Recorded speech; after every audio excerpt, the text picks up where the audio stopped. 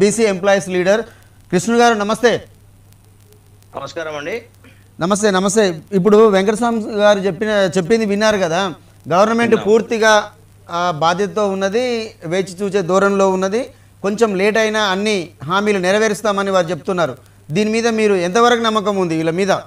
అన్న ఏంటంటే ఉద్యోగుల పక్షపాతి కాబట్టి అన్ని ఫేవర్ గా చెప్పేస్తున్నాడు అన్న. ఎందుకంటే ఎంప్లాయీ రెండు వైపులా తనే చెప్పిండు. అంటే కాంగ్రెస్ పార్టీ కూడా అదే ధోరణిలో ఉంది కాబట్టి అన్న చెప్పిన దాంట్లో అన్ని కూడా వాస్తవాలే. కానీ నేను డాక్టో సెక్రటరీ జనరల్ కూడా 21 సంఘాలు ఉంటాయి, దానికి సెక్రటరీ జనరల్ కూడా ప్రతి మీటింగ్ లో కూడా డిప్యూటీ సీఎంతో కానీ సీఎం ప్రతి మీటింగ్ లో కూడా ఉంటాను. ఓకే, 2 డిఏలు అంటే ఇప్పుడు ఉన్నటువంటి దాంట్లో 2 డిఏలు ఒకేసారి ఇస్తేనే మంచిగా ఉండేది. మనం స్పష్టంగా చెప్పినాం. ఎందుకంటే గత ప్రభుత్వం అనేది ఏంటంటే ఉద్యోగుల మీద ఒక రకంగా ఏదంటే నిర్బంధం ఉండేది.